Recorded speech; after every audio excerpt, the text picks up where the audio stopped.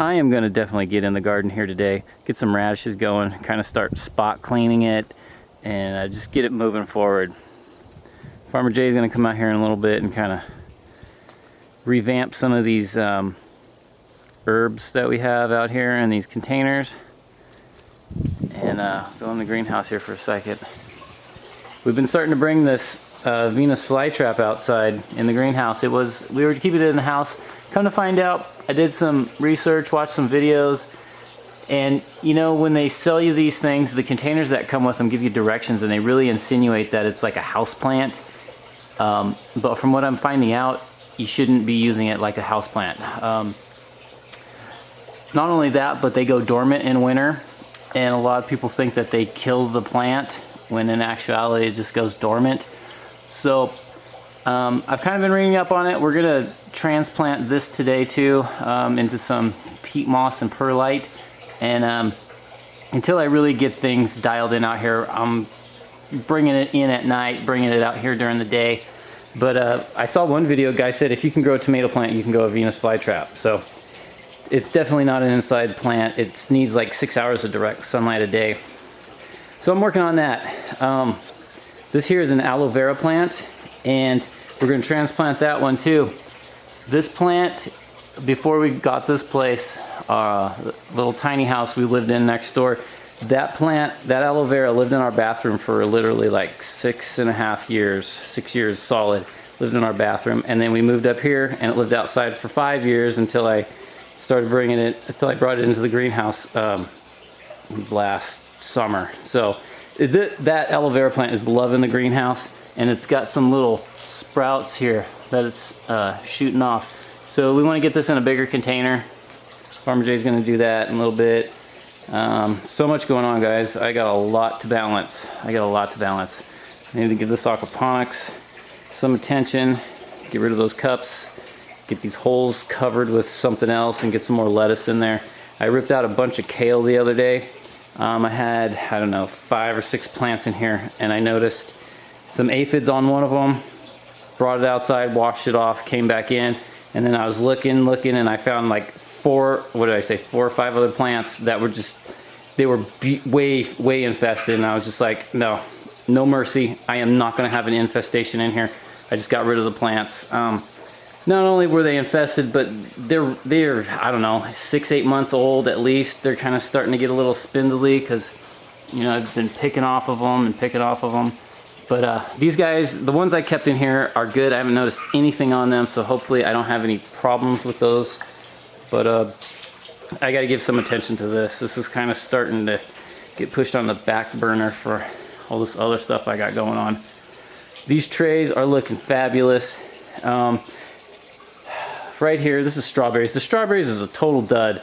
But aside from that, everything else that I've got going on, I would say I got a good 75, maybe 80% germination rate at this point. It was looking a little bleak there like a week or 10 days ago, until I brought everything inside for a couple days, and then everything kind of caught up to itself. But at this point, everything's looking really nice. I really got to do some transplanting. And I've been kind of struggling with what do I try and sell versus what do I say I'm going to throw in the garden. I don't know. We were talking it over, and at this point, I'm going to take portions of things, but for the most part, I'm just going to say the majority of this is up for grabs.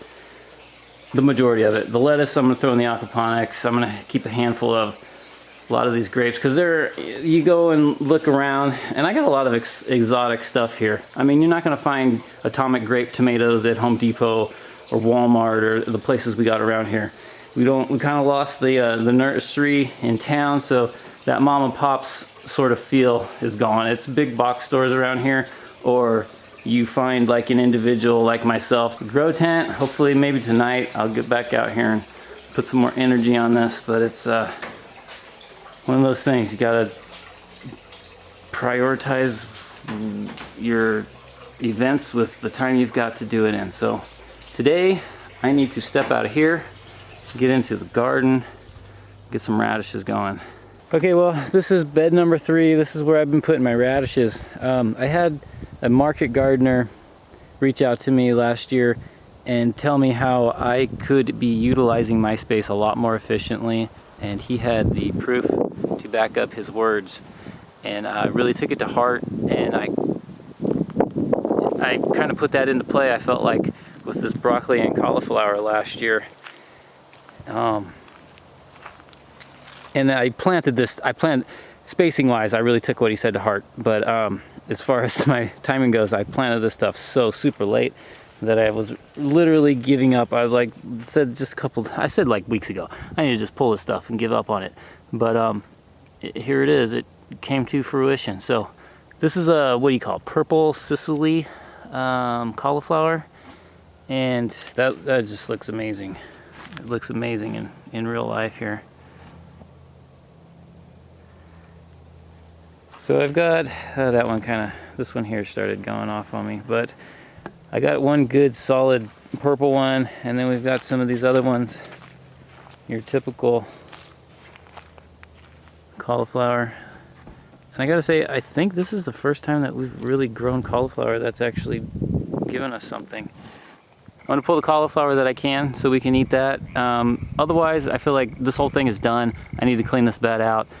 If I get to that, great. But otherwise, my priority now is I kind of need to clean up at least half of this bed on each side, get some radishes planted, and just go from there. I've got to start on things here. I've got one bed that's got some stuff planted in half of it, and I've got both sides of the walkways cleared. So we've got a good start here. Now I've got all kinds of, this is nothing but radishes and beets up here. This is a Detroit dark red Morse strain, and I'm using the PVC pieces as my markers, so get inside and I'll write this stuff down. But we've got the Morse strain, then we've got Detroit dark red medium top beets, we've got golden beets, Chioggia beets, cherry bell radish, and we've got crimson giant radish, Chinese red meat. Those are awesome radishes. And then we've got some Japanese wasabi radish. And what I did, because I really want to push the intensive growing process here. I really want to see what I can get away with, because I felt like last year I did great, but I felt like there was so much more that I could do when it was all said and done with. So anyway, last year I only planted 2 rows of radishes or beets. Right now I've got one on each side of the hose, so I've got a total of 4 rows going.